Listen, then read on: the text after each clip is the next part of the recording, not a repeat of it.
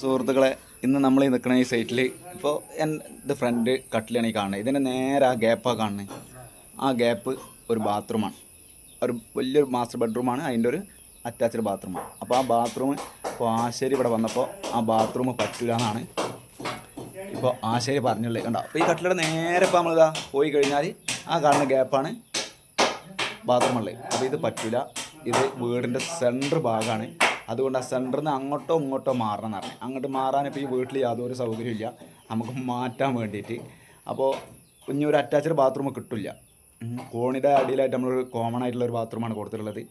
അപ്പോൾ നമുക്ക് ഇനി ഇവിടെ ഒരു ബാത്റൂമിനുള്ള ഒരു സ്പേസ് വേറെ ഇല്ല ഈ വീട്ടിൻ്റെ ഉള്ളിൽ. അപ്പോൾ ഇനി ആ ബാത്റൂം അവിടെ സ്ഥിതി ചെയ്യണം എന്നുണ്ടെന്നുണ്ടെങ്കിൽ 2.5 മീറ്റർ അങ്ങോട്ട് മാറ്റി ഒരു തറ എന്തെങ്കിലും കെട്ടിയിട്ട് കുറച്ച് ഭാഗം കൂട്ടണം എന്നാണ് പറഞ്ഞിട്ടുള്ളത്. അപ്പോൾ ഞാൻ അത് കൂട്ടാനാണെങ്കിൽ അടുത്ത പറമ്പാണത്, അപ്പോൾ കൂട്ടാനും വയ്യ.